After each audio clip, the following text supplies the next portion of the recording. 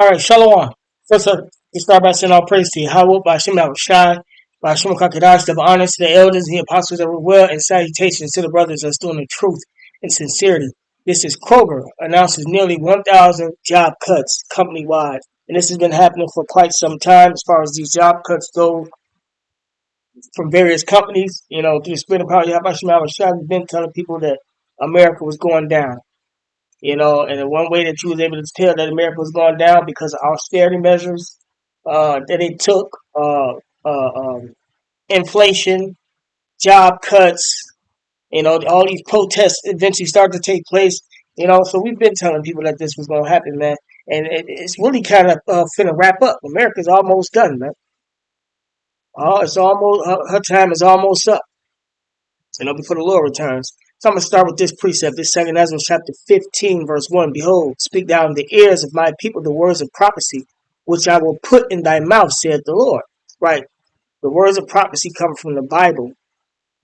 And then we read the scriptures. The scriptures let us know what's going on. And then we filter or find it out on the news. It says, which I will put in thy mouth, saith the Lord, and cause them to be written in paper, the Bible, for they are faithful and true. Fear not the imaginations against thee. Right? So don't be afraid of what people say they're going to do unto you. As you can see, the Lord cutting people off with these job situations. There's so much death and things going on. So everybody that they got all these plans on what they're going to do to the prophets, a lot of these guys don't even have jobs. A lot of these guys that already got killed, shot, or paralyzed or caught some type of disease or something. So the Lord fucking these people up. So you ain't got no reason to fear, you know, what people say they're gonna do unto you, man. Let not the incredulity, the unbelief of them trouble thee that speak against thee. Right? Just because they don't believe, that's what incredulity means. Just because they don't believe, that doesn't mean that it should bother you. Verse 4, for all the unfaithful shall die in their unfaithfulness. Right? So, like I was just saying, these guys that's losing these jobs, some of them turn to drugs, doing drugs and alcohol, homelessness. Some of them turn to selling drugs and getting killed and gangbanging and getting killed, locked up. You ain't got no reason to worry about these people, man. The Lord is taking their ass out for coming up against his prophets and not obeying his word, man. You know? Some brothers are going to be put to death, but still and all, not to fear. These type of things is happening to these type of people. And the only people the Lord is upholding is who? The elect, his chosen, the righteous, holy people. The Lord is making sure that his is fed, making sure that his have jobs. It says, behold, saith the Lord, I will bring plagues upon the world, the sword, famine, death, and destruction. Right? And that's what's going on. For wickedness hath exceedingly polluted the whole earth, and their hurtful works are fulfilled. Right? So the fact that all this wickedness is going on is the reason why people are losing their jobs. You know? So I'm going to go ahead and press play on this video and then ask the precepts. With breaking news. Yeah, and that breaking news, one of Cincinnati's biggest employers is cutting nearly 1,000 jobs, hundreds of them here locally. Thanks for joining us here at 4 o'clock. I'm Cherie Palello. And I'm Ashley Kirkland. We're talking about Kroger, and the company is shedding workers in a push to simplify operations and also ramp up the grocery giant's focus on lower prices and new stores. WLWT News 5's Todd Dykes is live with more. Todd? Yeah, Ashley and Cherie, this is surely a difficult day for around 200 families of local Kroger workers who found out that their efforts are no longer needed. Those disappearing jobs, all part of a company-wide round of layoffs, involving nearly 1,000 job cuts across the country. Kroger's interim CEO, Ron Sargent, describing the cuts as a meaningful number of associate reductions, adding these decisions are never easy, but we know thoughtful yet difficult choices are necessary to set up our organization for continued success. That quote goes on to say, while we announced role reductions today, we continue to grow and reinvest those savings in areas that drive our strategy and benefit our customers directly in lower prices, new store growth, and more jobs in stores. It's not clear at this point which divisions are going to see these cuts. It does appear that today's announcement was not necessarily being fueled by artificial intelligence. That's what a lot of people jump to these days. It seems to have been driven more, or at least in part, by what had been a boost in hiring during the COVID-19 pandemic, and also the addition of workers ahead of what turned out to be Kroger's failed merger with competing grocery chain Albertsons. Reporting live here in Newport, Todd Dykes, WWT News 5. Todd, very concerning for a lot of people around here. Do you know if Kroger shoppers will see any direct impact from today's announcement? Well, if anything, Ashley, it appears that shoppers may end up catching a break. As mentioned, Kroger says they say they plan to reinvest in areas that benefit customers, and that involves, again, lowering prices, increasing access to store associates. And Kroger's also building up its real estate portfolio, apparently in a move to pave the way to build more stores to serve more people. Ashley? All right, we'll see how it all shakes out. Todd Dykes reporting live for us. Thanks so much, Todd. All right. So real quick, this is Kroger, Bernard Kroger. It's like him.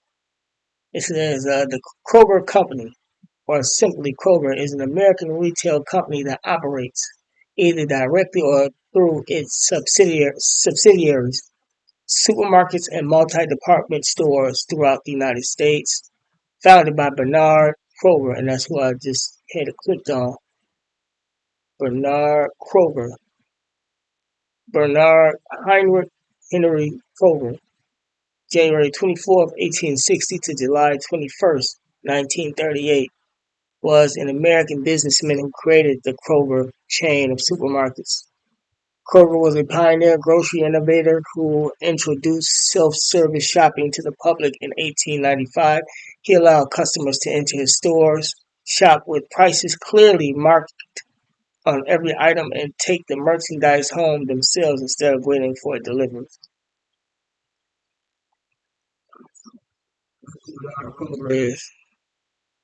In 1883 in Cincinnati, Ohio, Kroger operates 2,719 grocery retail stores under its various banners and divisions in 35 states, mostly in the South, Midwest, and West.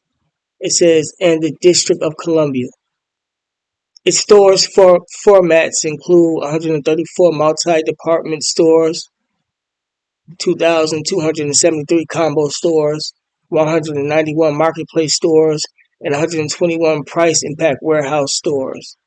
Kroger operates 33 manufacturing plants, 1,642 supermarket fuel centers, 2,254 pharmacies, 225 the Little Clinic and Store medical clinics, and 127 jewelry stores. 782 convenience stores were sold to EG Group in 2018. Kroger's headquarters are located in downtown Cincinnati. Right. So that's all information on Kroger. And Bernard Kroger, this is the guy. I don't know why this picture keep giving me a different vibe about his nationality, but the Lord made Esau great in this kingdom with all this money and wealth that they passed down to their generations. So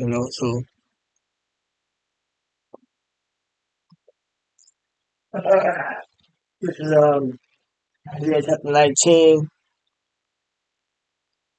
verse 14. It says, Lord Yahweh hath mingled a perverse spirit in the midst thereof, and they have caused Egypt, which is America, to err in every work thereof, as a drunken man staggereth in his vomit.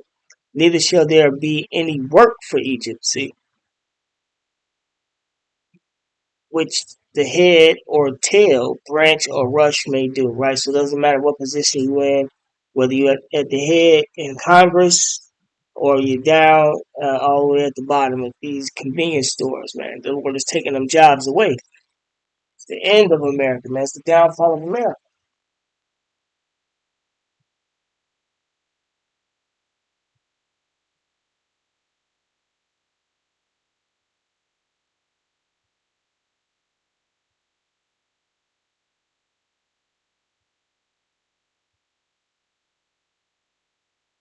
It's Jeremiah chapter 51, verse 6. Flee out of the midst of Babylon. Babylon is America. And deliver every man his soul, right? You're supposed to be teaching your people the truth. Your pastors, your so-called spiritual leaders, supposed to be teaching the flock the truth, and the flock's supposed to be passing on this word throughout the nation amongst the Israelites, as Black/Native Americans, man. Be not cut off in her iniquity. For this is the time of the Lord's vengeance, right? The Lord is eventually going to destroy America. That's why you got to let your brothers and sisters know the truth so that you can be delivered from the coming destruction. He will render unto her recompense. For what? For the slavery that we went in. Babylon had been a golden cup in the Lord Yahweh's hand. Right, the Lord used his people to uplift Babylon. That's why these white people are able to establish these convenience stores. Because they benefit from slavery, you know. That's why they got generational wealth. The Lord ordained this kingdom to be the white man's heaven. There's various levels in which all of them should have been ruling and kept us in slavery since it's their kingdom, but that ain't how the Lord wanted it set up. But this is their kingdom, even if they've been done bad in this kingdom. But for sure, the white man is making it in this kingdom. Well, the curse is applying to him now because of the downfall. But the white man always had access to credit cards, good jobs, even when they didn't do any work. That was part of the racial superiority, the systematic racism. But this Jeremiah 51, verse 7, Babylon had been a golden cup in the Lord's hand. Right, so the Lord used us, Israelites, the blacks, Latins, Native Americans, to build up Babylon, to build up America. That made all the earth drunken of what? Her philosophies. The nations have drunken of her wine, therefore the nations are mad, right? Their monetary system, the American monetary system, has brought countries to their knees. Bailout after bailout, recession after recession. Trying to remember any specific nations that went into depressions, but a lot of them had to get bailouts. That goes into that Daniel chapter 2, partly strong and partly weak in Europe. So having the U.S. dollar and weakened their currency, which weakened their economies, which started riots and things in their economy and protests because the money system was coming down and they needed to continuously borrow money. So now a lot of them nations are weakened nations that owe lots of money, and then you got the stronger nations that don't owe no real money or who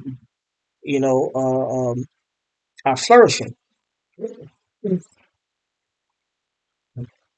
But it says again, Jeremiah 51 and 7, Babylon had been a golden cup in the Lord's hand that made all the earth drunken. The nations have drunken of her wine, her philosophies. Therefore the nations are mad. That's why they ditching the U.S. dollar. That's why they separating from America, because they're not with the LGBT community.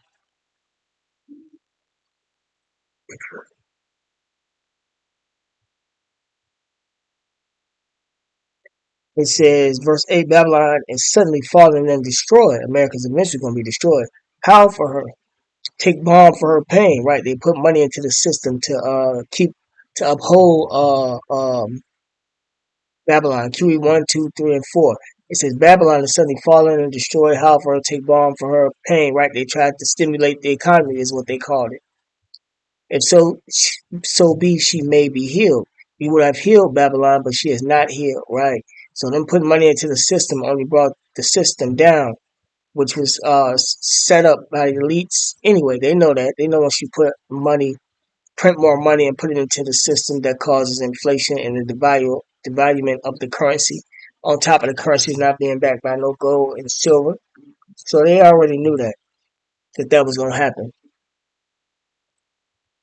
It says, we would have healed Babylon, but she is not healed. Forsake her and let us go everyone into his own country, right? Nations who got jobs, nations who have businesses from other countries, nations or nationalities, like Chinese, Japanese, Arab, Africans. They took their businesses and they left America. That's why a lot of jobs left also. and all this downsizing and uh, them shutting down certain jobs to keep their businesses growing, like you said, um, is due to the wine of America. But it says, "We would have healed Babylon, but she is not healed. Forsake her and let us go, everyone to his own country." Right. So these nations have left America, which in turn took away jobs also. For her judgment reaches unto heaven and is lifted up even to the sky. Right, but it's the Lord that's doing that because America has to be judged. America has to uh, uh, um, uh, be destroyed for the imprisonment of the blacks, Latins, and Native Americans.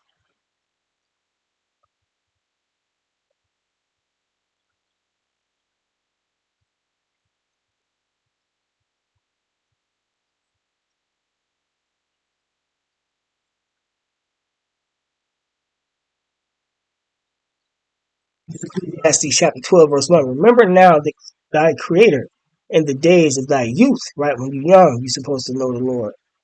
While the evil days come not, when we in the evil days, we in the last of the evil days, at the tail of the evil days, so to speak. Nor the years draw nigh, when thou shalt say, I have no pleasure in them. Right, when you get old, you're supposed to wake up and keep this truth as a young woman, not when you get so old and then when you turn to the Lord. The Lord does not accept that. The scriptures say uh, the Lord doesn't put new wine into old bottles, meaning this truth will not, uh, um, old people, which are the old bottles, cannot get this new wine, cannot get the truth, man. That's all it means. So you want to come in when you're young. Verse 2, while the sun or the light or the moon or the stars be not darkened, nor the clouds return after the rain, and the day when the keepers of the house shall tremble, and the strong men shall bow themselves, and the grinders cease, right? Because they are few. The grinders was talking about the jobs. That's the point that I was trying to get at.